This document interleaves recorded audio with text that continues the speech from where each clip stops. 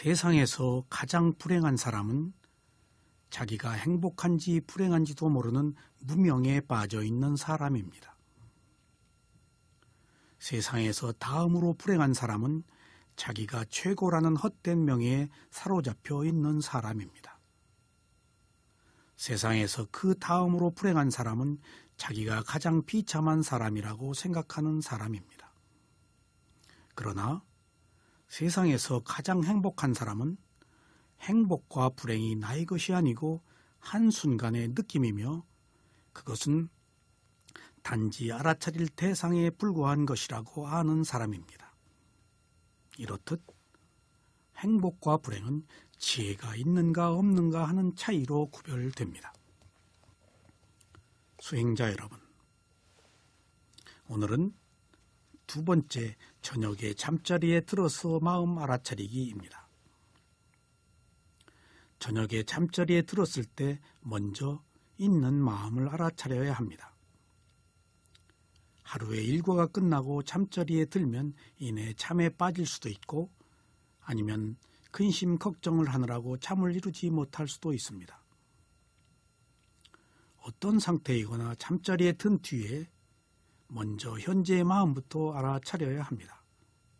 그렇지 않으면 잠을 자더라도 하루 중에 있었던 일들에 대한 기억으로 인해 뇌가 계속 활동을 하기 때문에 숙면을 취할 수가 없습니다.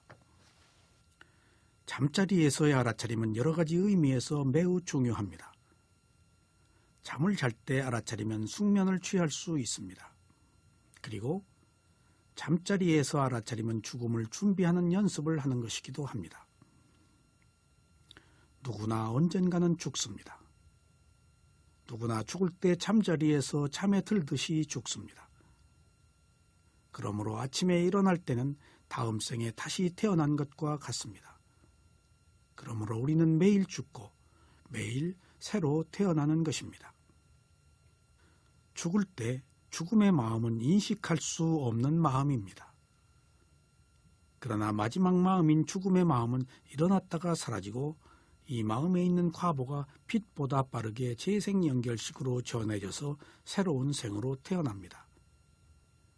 이것이 탄생이면서 이 탄생을 재생이라고 합니다.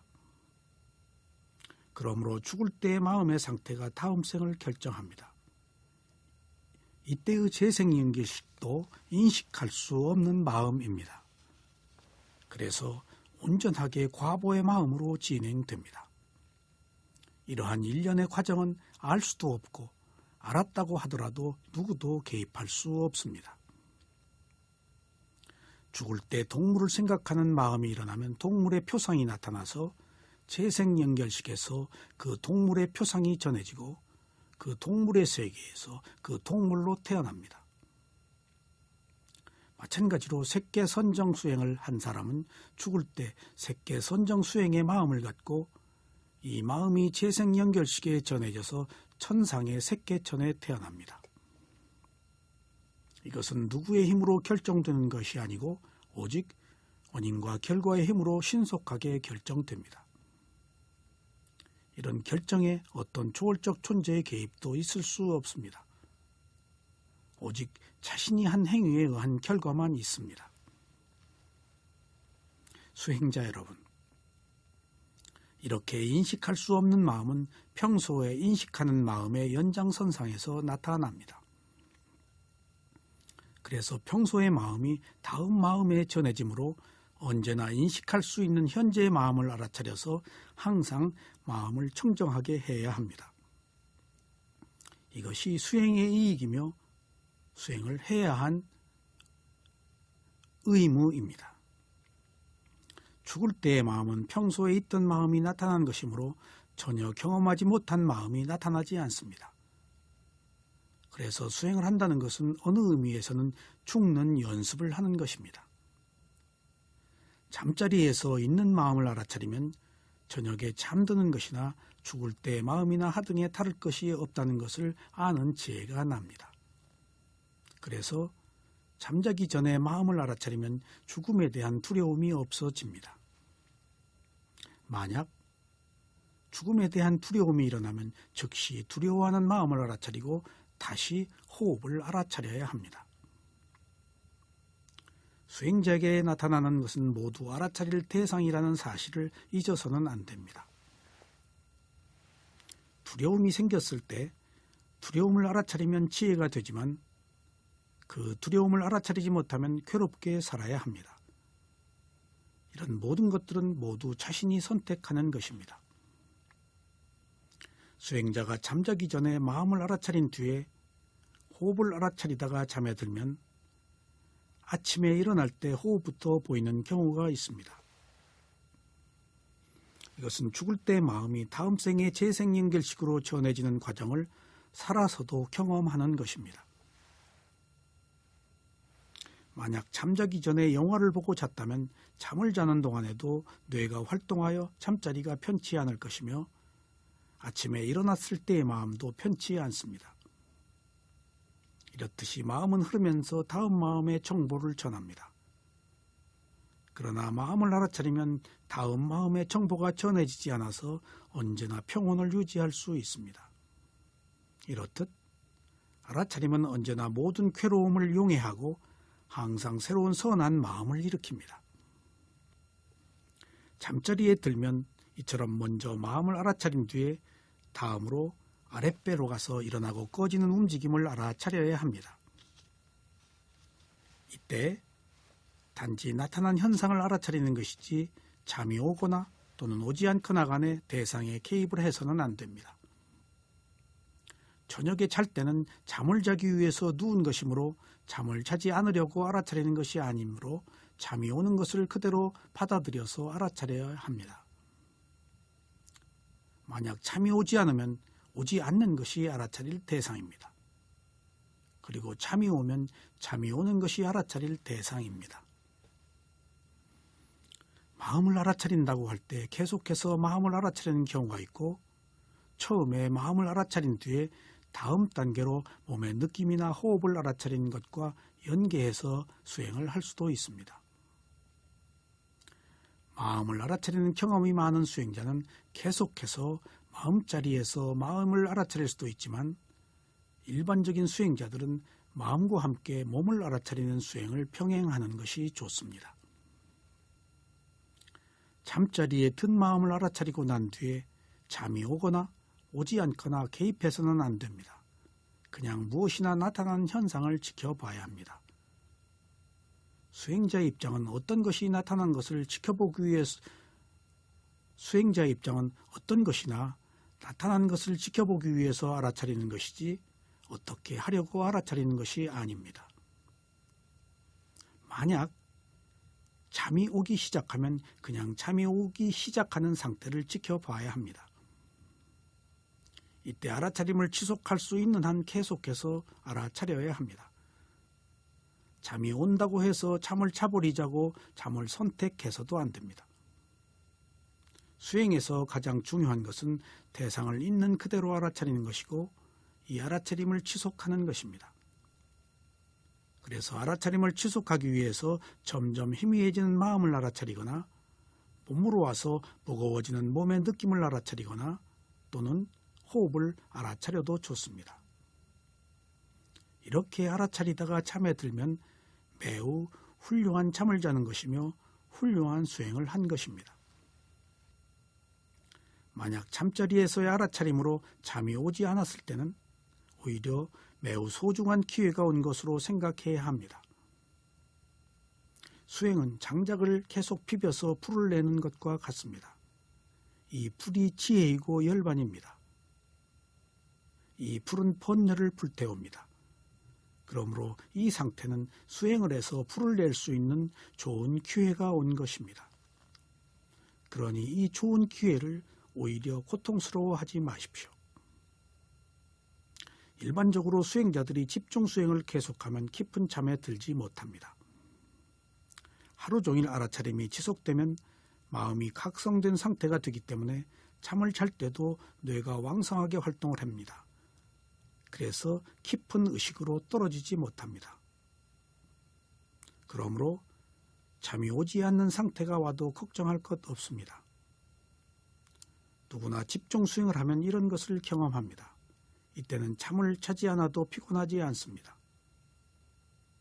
이렇게 알아차리는 상태는 가수면의 상태와 같아서 쉽게 피로회복이 됩니다. 수행자가 잠자리에서 마음을 알아차리고 난 뒤 몸을 알아차리면 즉시 잠에 빠지는 경우도 있을 것이고 얼마간 알아차림을 계속할 수도 있을 것입니다. 아니면 잠을 자지 못하는 경우도 있을 것입니다. 이것은 수행자마다 다르기 때문에 어떤 현상이나 개입하지 말고 그냥 지켜봐야 합니다. 수행자가 얼마 알아차리지 못하고 잠에 든다고 해서 잘못된 것이 아닙니다. 그리고 알아차려서 잠을 이루지 못하는 것도 잘못된 것이 아닙니다. 누구나 자기 상황이 있기 마련이므로 나타난 현상을 그냥 지켜봐야 합니다. 잠자리에서 마음을 알아차린 뒤에 몸을 알아차리는 과정에서 오히려 잠이 달아나는 경우가 있습니다. 이때는 잠이 오지 않는 것을 두려워하지 말고 계속해서 대상을 알아차려야 합니다. 잠을 자기 위해서 누웠지만 잠을 자지 않고 대상을 알아차릴 수 있다면 이것은 매우 좋은 현상입니다. 사실 수행자의 숙면은 4시간이나 5시간이면 충분합니다. 그러므로 잠이 오지 않을 때 오히려 수행을 할 수 있는 절호의 기회로 삼아야 합니다. 이런 상태로 알아차림을 지속할 수 있다면 다음날 피곤하지 않으니 절대 두려워하지 마십시오. 잠을 자기 전에 이렇게 알아차리면 불면증 환자의 경우에도 치유가 될 수 있을 것입니다. 비파사나 수행의 목적은 병을 치유하기 위해서 하는 것이 아닙니다. 바르게 알아차려서 자연스럽게 병이 치유되어야지 처음부터 병의 치유를 위해서 알아차리면 바른 수행이라고 할 수가 없습니다. 목적이 선행되면 마음과 몸이 긴장하여 바른 수행을 할 수 없습니다. 그렇기 때문에 병이 낫되 병을 나으려고 수행해서는 안 된다고 말씀드리는 것입니다. 만약 잠이 오지 않을 때는 잠이 오지 않는 것을 두려워하는 마음을 알아차려야 합니다.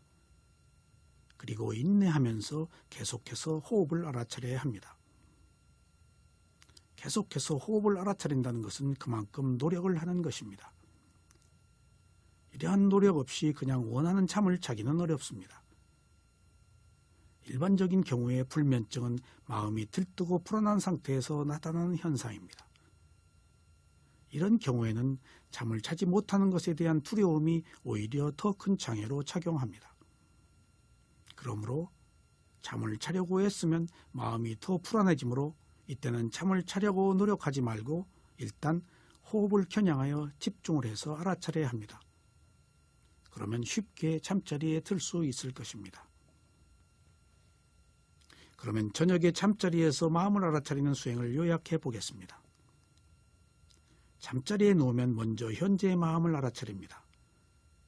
무엇을 하거나 시작할 때의 마음을 알아차리는 방법은 모두 동일합니다. 이것이 있는 마음 알아차리기입니다. 이렇게 알아차리는 방법은 잠자리에서 뿐만 아니라 와선을 할 때에도 그대로 적용해도 좋습니다. 잠자리에 누워있는 마음을 알아차린 뒤에 다음 단계로 누워있는 모습을 머리부터 차례로 알아차려 내려가기 시작합니다. 머리, 얼굴, 어깨, 가슴, 배, 다리, 발을 차례로 알아차립니다.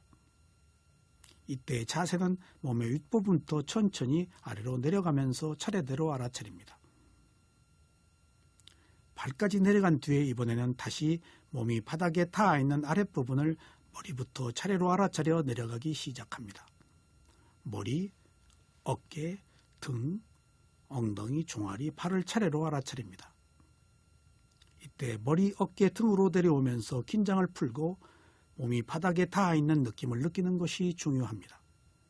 이 상태에서 이러한 알아차림이 있어야 몸이 긴장하지 않고 이완됩니다. 몸이 바닥에 닿아 있는 것을 알아차릴 때는 몸의 무게를 느끼는 것이 좋습니다. 그런 뒤에 마지막으로 아랫배에서 일어나고 꺼지는 움직임을 알아차립니다. 만약 아랫배 움직임이 크지 않다면 두 손을 모아서 배 위에 올려놓습니다. 그러면 배 움직임이 더욱 분명해질 것입니다. 그리고 지속적으로 배 움직임을 주시해야 합니다. 마음은 항상 한 곳에 머물지 않고 달아나기 때문에 노력을 해야 마음을 배에 머물게 할 수 있습니다. 이때 노력과 인내가 필요합니다. 만약 아랫배 움직임보다 더 강한 느낌이 있는 곳이 있으면 그곳에서 그 느낌을 알아차려도 좋습니다.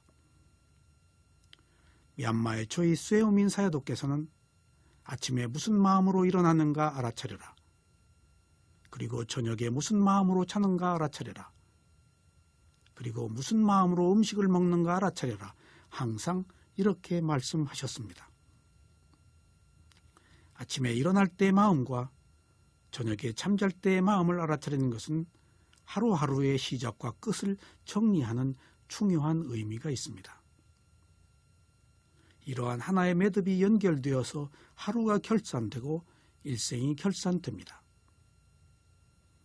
그래서 아침에 일어난 마음과 저녁에 잠자리에 든 마음은 누구나 꼭 지켜야 할 사항입니다. 이것은 하루의 행복을 마무리하고 시작하는 의미도 있지만은 한 인간의 죽음과 탄생을 알아차리는 것이기 때문에 더욱 중요한 의미를 갖습니다. 그래서 잠자리에서의 알아차림은 우리에게 더욱 새로운 의미로 다가오시기 간절히 바랍니다.